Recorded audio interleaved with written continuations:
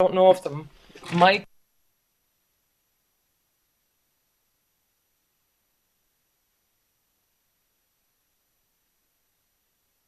is going to be hard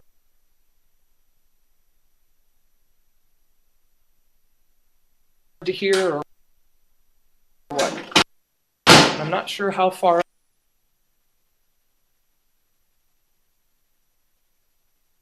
I can go.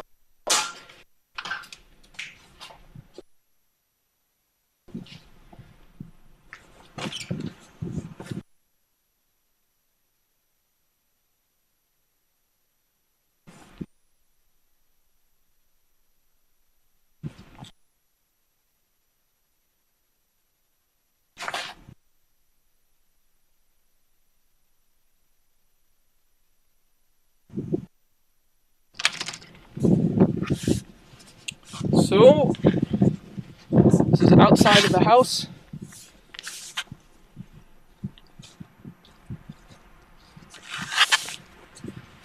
So, for reference, that window is the office window.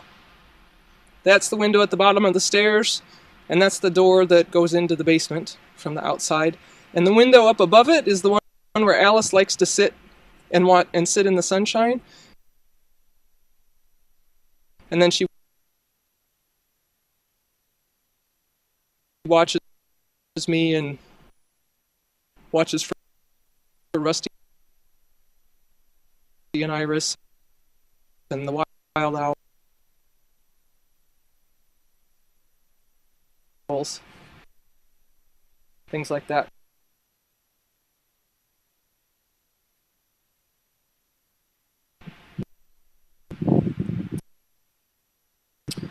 Um,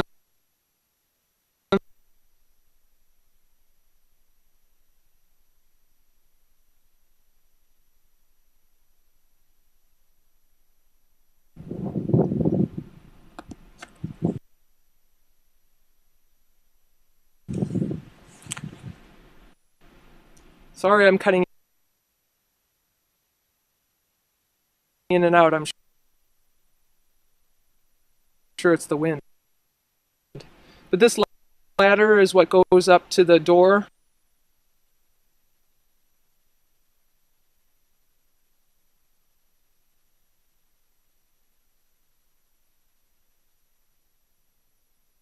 Right by the nest.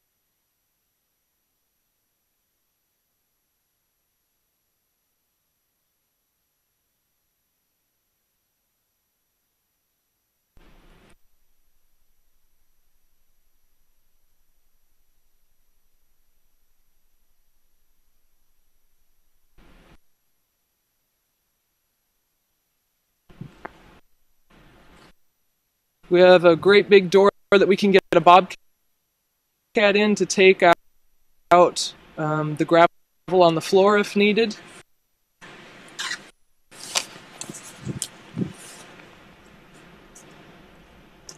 This is the front side of the cages, the south side, and they're always sitting in the perches on this side of the cage, facing this way, out over the orchard and the prairie. And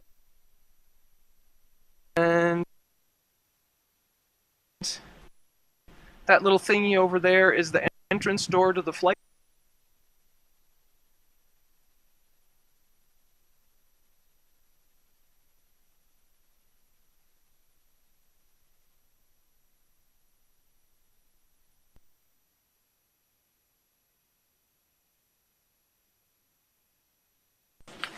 And then I'll answer any questions.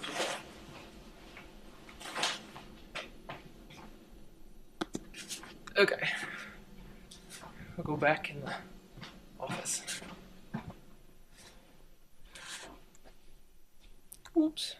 There he is. Heinz reading. Oh, a Dutch owl publication. Imagine that.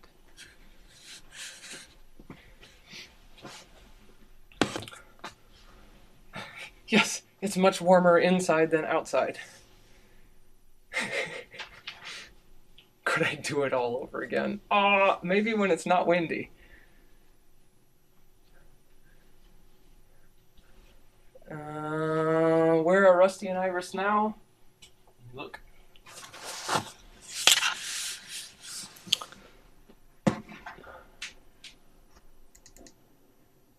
I can't see if Rusty's there. Probably not.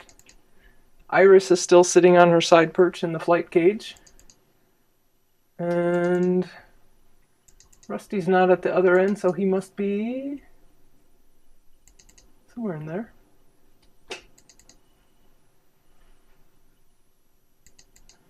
Sometimes when he's in his box, it's so dark, and he's so dark that you can't see where he is.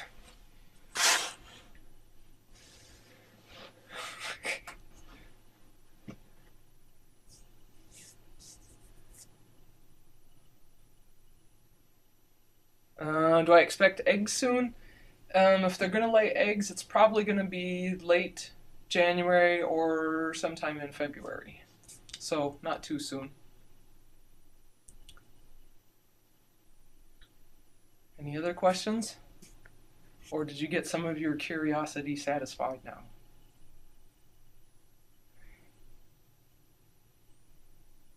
Oh, yes, this is an owl quilt behind me that was made for one of our Owl Festival auctions. And it went for a few $100s, but the woman that bought it gave it to me and said that I needed to have it.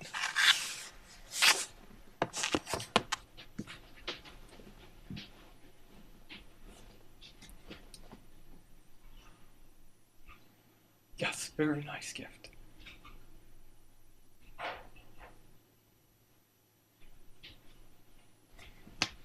So, if there's not any other questions, I've been talking 40 minutes already. Leave it to me to talk forever about owls. Maxie, you have to think about them first. Okay. How long have I had? Oh, Rusty and Iris I got last October. So October of 2010. So a little bit over a year. Great horned owls usually lay 2 eggs around here. They can lay 3, but if you go farther west like California, then they may lay 4 eggs. Registration for the Owl Festival is going okay. So far we only have the early registration open for members of Friends of the Houston Nature Center. So I don't know, we have 20 some registrations, but a huge chunk of those are photographers because they really want to get into the owl photo shoot, and that sells out really fast. You just want me to keep talking. From what I understand, pot plant owl is smaller than Rusty and Iris. Because a great horned owl, you know, from top of the tail, bottom of the tail to the top of the head is somewhere around 18 to 24 inches, give or take some. And I think spotted eagle owls are smaller than that. Ah, thank you, Tracy. Yes, they're smaller. Yes, the European eagle owl is the biggest. I think there's a fishing owl that rivals them for size, but they're huge. So kind of top end size for a great horned owl weight-wise is around 4 pounds. You could get some that are pushing 5 if you get those really white subarcticus ones that are in like Saskatchewan. But if you're looking at a female Eurasian eagle owl, you can get 8 pounds.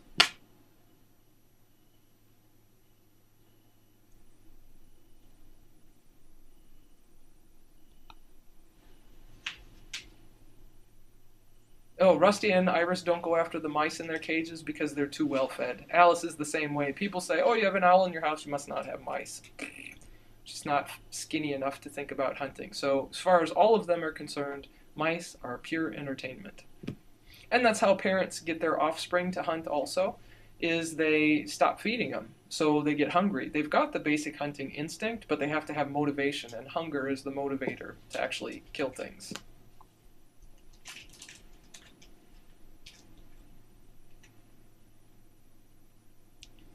Way to go, Tracy. Claws for pot plant owl.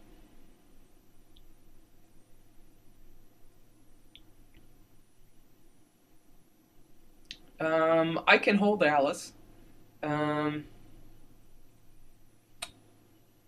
but, you know, she's trying to sleep, so I prefer not to do it during the day if I don't need to.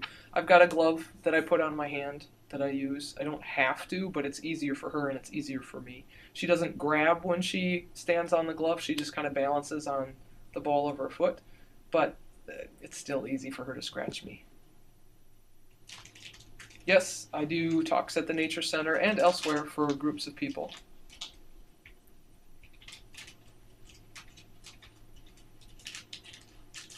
Yes, loves birds. If Rusty and Iris have babies, the plan is to release the babies. But I can't just do it. I have to get, once they're hatched, and I want to release them, then I have to get permission from the Minnesota Department of Natural Resources before I can release them to the wild. And they can always reserve the right to say, no, you can't release them. And then I have to find places for them in captivity.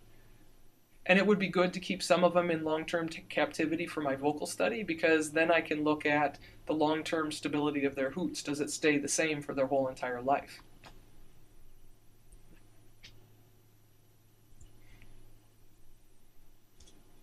A nighttime Alice holding show? Well, sometime I should have her bring the laptop to the Nature Center when she's there, and then I could show you there too. And then I have wings and tails and feet and all kinds of other things that I have permits for there that I could show you owl adaptations with too. So that'll be another show.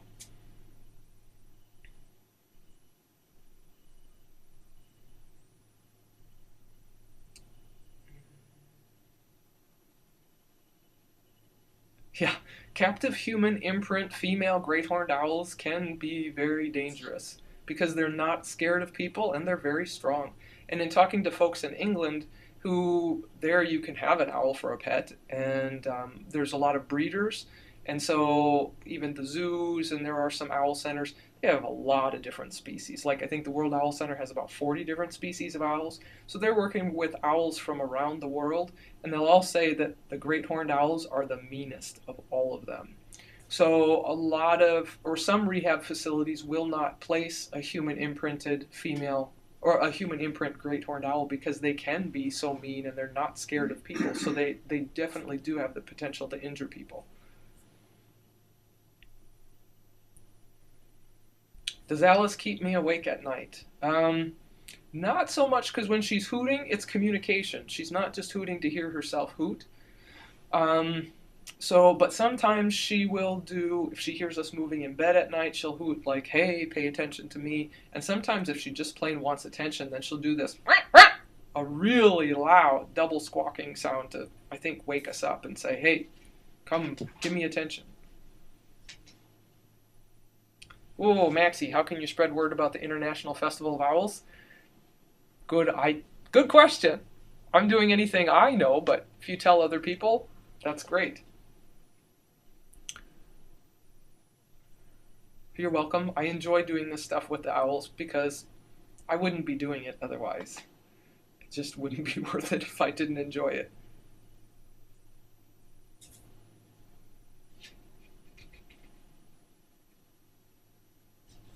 Yeah, Big Frank, you've got a bunch of birds. As far as I'm concerned, if it's just me, one owl is great plenty. And having two more outside, ooh. I was a falconer when I got Alice, and I had an American kestrel that I was flying for falconry, and it took me all of 1 month to figure out I absolutely did not have the time to spend with Alice to give her the attention she wanted and to get my kestrel out hunting. So I let my kestrel go in the spring and let my falconry permit expire.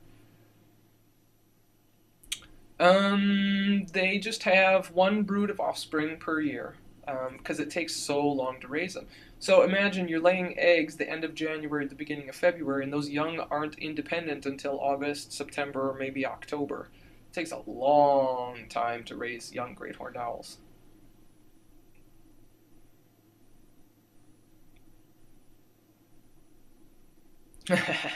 Read about how the baby owl pooped on me. I've been pooped on a lot by many species of owls.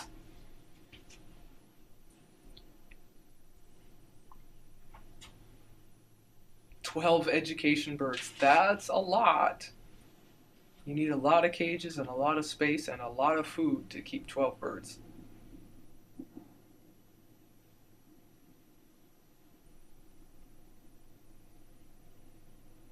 Holy smokes, that's a lot of birds. So last night, I'm not a licensed wildlife rehabilitator, but there aren't any in this area.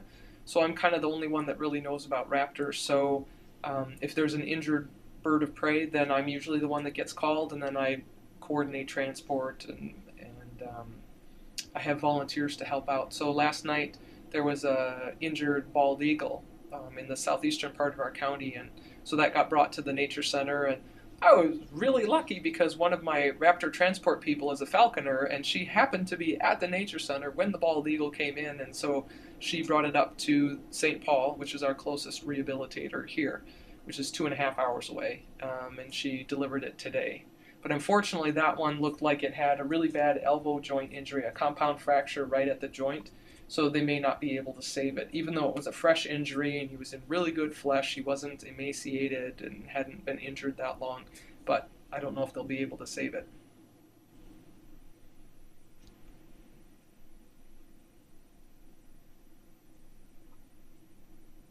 Oh, what do I do to observe the owls outside?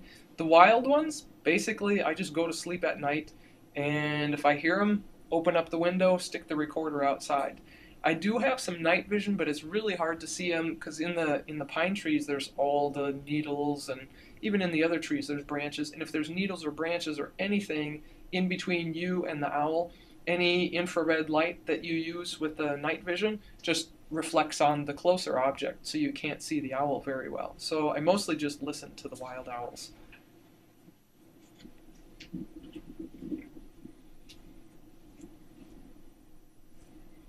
My owl vocalization research is going, but it's kind of slow because I have to do it on my free time. And I take care of Alice in my free time, and I take care of Rusty and Iris on my free time. So my free time is getting smaller and smaller and smaller. Now, if I could just work full time doing my research, that would be great because I still have a boatload of vocalizations that I need to analyze and put into a database, and I need to do a lot of statistical work with the different subspecies of great horned owls in South America. So it's going to be long and complicated.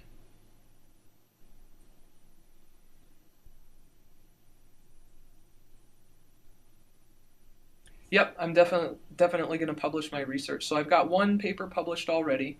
It was in Ardia, which is the journal of the Netherlands Ornithological Union, from when I presented my first research at the World Owl Conference in the Netherlands in 2007, which is where I met my husband because he coordinated that conference. So, but I need to publish a few more papers. I don't think the wild owls are preventing Rusty and Iris from mating. I don't think it bothers Rusty too much. I think Iris maybe has a bit of an inferiority complex when the other females are around, especially when Scarlet was around. And she seems to be doing better now that Scarlet's not around. But I don't think they are preventing them.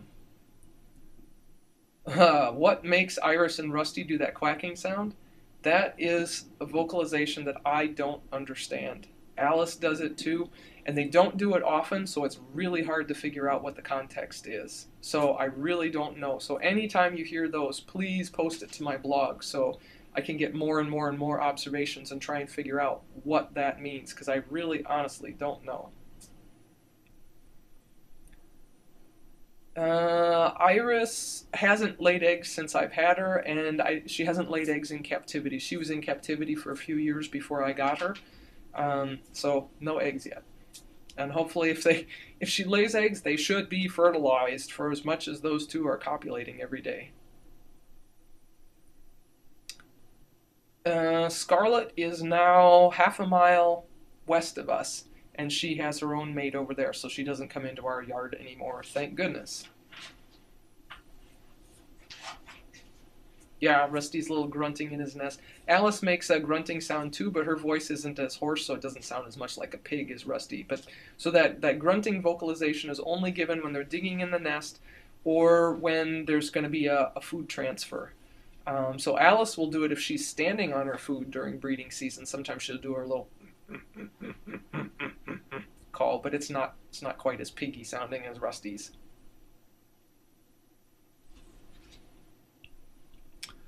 6:30 and 6:50 p.m. One crafty one. What kind of stuff were you hearing? Whew! Do I think there's a difference between mating habits between barn owls and great horns? I have absolutely no idea. I would assume so, but no idea. I don't know barn owls that well. Oh, the quacking sound. Okay. I will write myself a note here. 6:30 to 6:50. Was it a double squawk or was it a single squawk?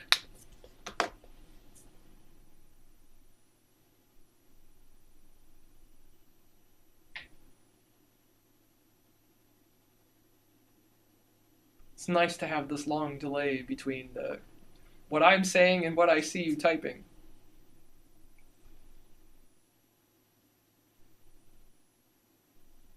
Single then double. Okay, great. I will check that out. Thank you very much. So you guys watching and helping me find these recordings or these vocalizations that are interesting and different is extremely helpful to me, because there's no way on the planet I can find all this stuff and be listening all the time and review all the video and all the audio. So your observations are helping my research very much, so I appreciate them very much. Oh, do Rusty and Iris talk to Alice? Yes. So Alice is loud enough that when she's sitting in her window that faces the owl cages, they can hear her out there, and you can hear her on the cams also. And yes, Rusty hoots back to her quite a bit. Usually not Iris, but Rusty does quite a bit.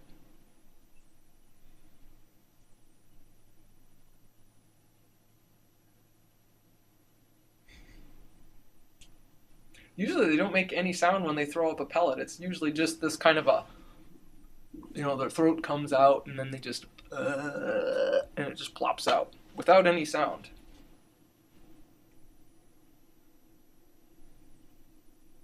Alice and Rusty and Iris don't seem to care too much about the coyotes. And no, Alice does not visit Iris and Rusty in the cages. So Alice thinks she's a human. She's a human imprint. She doesn't know she's an owl. So she really doesn't like other great horned owls, and she can get really, really nasty and mean around other ones. So there's one named Bumpy who lives with Marge Gibson at the Raptor Education Group in Anago, where Alice came from. And anytime Marge brings Bumpy, Alice is like ready to kill, and she hoots non-stop. So the last owl festival that Bumpy came to, Alice heard him hoot in his box 2 o'clock in the afternoon, and she did not stop hooting until about 11:30 that night when we got home. And then the next day at the photo shoot, and then when they were both out in a program together, Marge held Bumpy and I held Alice, and Alice stood on my fist with her ear tufts straight up, and she was just staring daggers at Bumpy, and she was hooting her brains out, and she was going with her feet into my glove, and I was quite concerned her talons were going to go through the leather glove. They didn't, but she bruised me through the glove because she was so upset. So I don't get her around other great horned owls. Bye, Big Frank.